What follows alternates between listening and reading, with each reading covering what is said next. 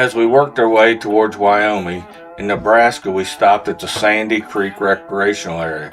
Beautiful campground, and I set up and done a little POTA while we was there. After we pulled out, we crossed over into Wyoming, and they had tornado and severe thunderstorm warnings, and guess what? It rained on us. In fact, we tucked into a hotel for the night. Before heading into the backcountry, we made sure our goose down sleeping bags were good and dry, played a little POTA, aired down, and headed up into the mountains to enjoy the views that were awaiting us. It's always sad to see where the forest had burnt, but it's a natural cycle. Even though we should do more to at least control it a little bit, Mother Nature will come back and be as strong as ever. Part of our conversation through this section was we was getting little bits and pieces of news about all the wildfires going on in Colorado at this time.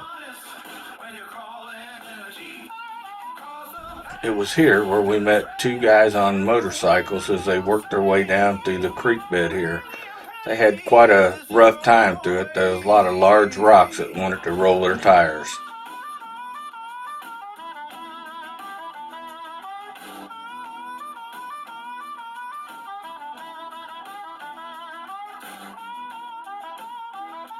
Later in the trips, we stopped at Saratoga, Wyoming. This is the free open 24-hour-a-day hot springs, and if you're traveling through and camping, they have free showers here also. The city also maintains a campground at a lake just outside of town. It was beautiful.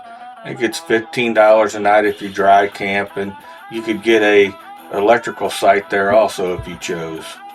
On this section of the route, we literally seen so many antelope you couldn't count them. Penny liked the little prairie dogs, and this picture coming up with an antelope in the background and a prairie dog in front, she got quite a kick out of. This is my Aunt Tana and set up at the Red Rim area where I was doing a little bit of POTA on field day. Beautiful area. We was out in this place and we saw nobody else. Very desolate. If you go back in there, be prepared. I apologize for the quality of this video. We have a new drone and we couldn't remember how to use the master shots, so I had to get this panning view all by manual controls.